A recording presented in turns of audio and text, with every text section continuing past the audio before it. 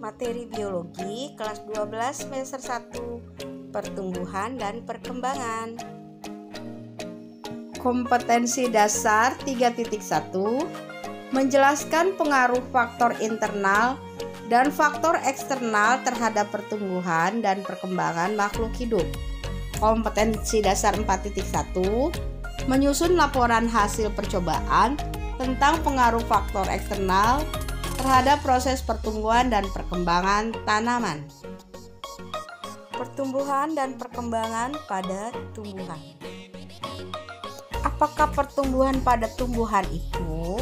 Pertumbuhan pada tumbuhan adalah proses bertambahnya ukuran volume, massa, tinggi atau panjang yang permanen dan bersifat tidak balik lagi atau disebut juga dengan irreversible. Proses ini bersifat kuantitatif, artinya dapat dinyatakan dengan satu bilangan.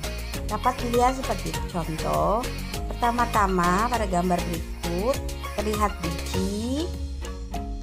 biji menjadi kecambah dan tumbuh menjadi tanaman yang muda. Setelah itu menjadi tanaman dewasa. Tanaman tersebut tidak akan kembali lagi menjadi biji atau kecambah. Bagaimanakah perkembangan pada tumbuhan itu? Perkembangan adalah proses menuju kedewasaan pada makhluk hidup atau terspesialisasinya sel-sel menuju ke struktur dan fungsi tertentu.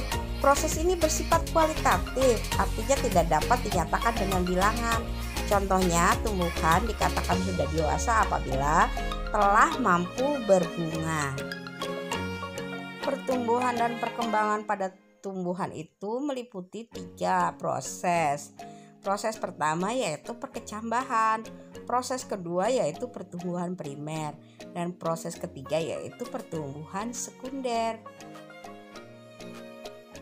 Proses perkecambahan. Biji sebelum berkecambah akan melalui masa dormansi, masa berhentinya pertumbuhan karena kondisi lingkungan yang tidak sesuai. Nah, jika sudah ada lingkungan yang sesuai untuk biji tersebut, biji mengalami imbibisi, yaitu proses fisika, proses masuknya air ke dalam biji. Proses tersebut dinamakan imbibisi. Proses yang selanjutnya adalah aktivasi enzim. Proses ini merupakan proses kimia. Proses aktivasi enzim ini merupakan proses kimia. Enzim-enzim yang terdapat pada biji seperti enzim amilase, protease, lipase akan bekerja sangat aktif untuk pertumbuhan selanjutnya. Struktur kecambah. Struktur kecambah terdiri dari daun lembaga. Daun lembaga disebut dengan kotiledon. Kotiledon berfungsi sebagai tempat penyimpan makanan, alat untuk fotosintesis, alat penghisap makanan untuk embrio. Struktur kecambah yang kedua yaitu batang lembaga atau kaulikulus. Kaulikulus terbagi menjadi 2 bagian. Bagian pertama disebut epikotil dan hipokotil. Epikotil adalah ruas batang di atas kotiledon yang akan tumbuh menjadi batang dan daun. Hipokotil adalah ruas batang di bawah kotiledon yang tumbuh menjadi akar. Selanjutnya, akar lembaga atau radikula. Akar lembaga berfungsi sebagai akar, diselubungi oleh sarung akar lembaga atau coleoriza. Penjelasannya dapat dilihat pada gambar berikut ya nak. Tipe perkecambahan. Tipe perkecambahan itu ada 2. Perkecambahan tipe epigeal dan perkecambahan tipe hipogeal. Perkecambahan tipe epigeal, kotiledon berada di atas permukaan tanah. Contoh tanamannya adalah kacang tanah, kacang hijau. Perkecambahan hipogeal, kotiledon berada di bawah permukaan tanah. Contohnya jagung, kacang kapri. Setelah proses perkecambahan, maka tanaman akan memasuki fase pertumbuhan primer. Pertumbuhan sebagai hasil proses pembelahan sel pada jaringan meristem terdapat pada titik tumbuh akar dan batang, menyebabkan akar dan batang bertambah panjang. Pertumbuhan primer pada bagian ujung akar dan ujung batang dibagi menjadi 3 daerah, yaitu daerah pembelahan sel, daerah pemanjangan sel, dan daerah diferensiasi. Dapat dilihat ya nak pada gambar berikut. Untuk lebih jelasnya dari pertumbuhan primer, lihat gambar berikut ya nak. Setelah fase perkecambahan, fase pertumbuhan primer, maka tanaman akan memasuki pertumbuhan sekunder. Pertumbuhan sekunder merupakan pertumbuhan sebagai hasil aktivitas jaringan meristem sekunder berupa kambium dan kambium gabus, menyebabkan bertambah besarnya diameter batang.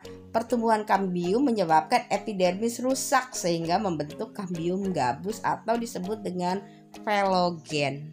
Untuk lebih jelasnya, kalian perhatikan gambar berikut ya nak. Jadi, kalau pertumbuhan primer itu menambah panjang atau tinggi tanaman, sedangkan pertumbuhan sekunder itu menambah diameter atau ketebalan dari tanaman tersebut. Faktor yang mempengaruhi pertumbuhan dan perkembangan itu ada 2. Yang pertama faktor internal, yang kedua faktor eksternal. Faktor internal meliputi gen dan faktor fisiologis. Faktor eksternal meliputi kondisi lingkungan seperti cahaya, temperatur, oksigen, dan lain-lainnya ya. Faktor internal meliputi gen dan fisiologis. Gen merupakan pembawa informasi genetik, mengendalikan dan mengatur pertumbuhan dan perkembangan. Faktor fisiologis meliputi hormon dan vitamin. Vitamin berperan dalam pembentukan hormon dan sebagai kofaktor untuk aktivasi enzim. Faktor eksternal meliputi dari nutrisi, temperatur, cahaya matahari. Pertumbuhan dan perkembangan pada hewan dimulai dari fertilisasi gamet. Fertilisasi gamet akan membentuk zigot. Zigot akan membentuk morula. Morula akan membentuk blastula dan blastula akan membentuk gastrula. Nanti setelah gastrula akan terbentuk 3 lapisan sel yang nantinya akan membentuk embrio. Dapat dilihat tahapan pasca embrio, terjadinya regenerasi, perbaikan tubuh yang rusak, metamorfosis, perubahan bentuk tubuh. Nah, metamorfosis juga ada berbagai macam, ametabola, hemimetabola, holometabola. Metamorfosis ada yang sempurna dan ada yang tidak sempurna. Demikian materi dari Ibu ya nak. Ibu ucapkan terima kasih. Alhamdulillah, jazakumullahu khairan.